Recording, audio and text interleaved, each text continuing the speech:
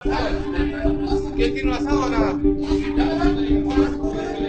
despertar tenso en el Cité de la calle Catedral, un domingo que dos carabineros se transformaron en los héroes.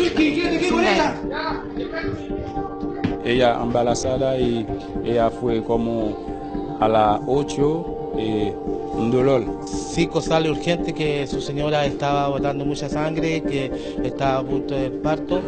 Y sin pensarlo dos veces, estos uniformados asistieron a la mujer de 34 años.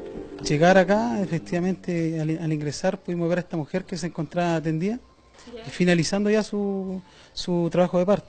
Él tomó en los brazos al bebé y yo procedí a cortar el cordón para posteriormente llevar al bebé al centro asistencial más cercano.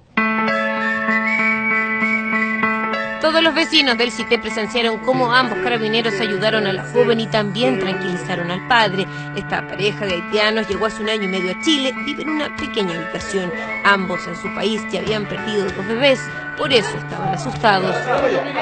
Sí, ¿Está sí. nervioso? Sí, un poquito ya. Aún nervioso, Zico nos muestra el primer video que grabó de su hijo Jacob. Acompañamos al joven padre y a los carabineros a ver al Hospital San José, a Josephine y al recién nacido. Ambos estarán ahí hasta el próximo miércoles.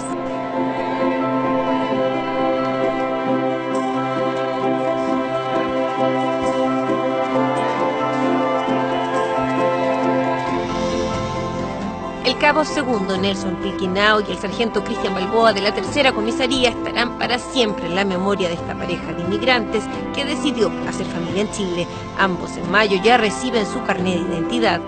Un domingo distinto para estos protagonistas y el primero en la vida de Jacob Pierre Lois.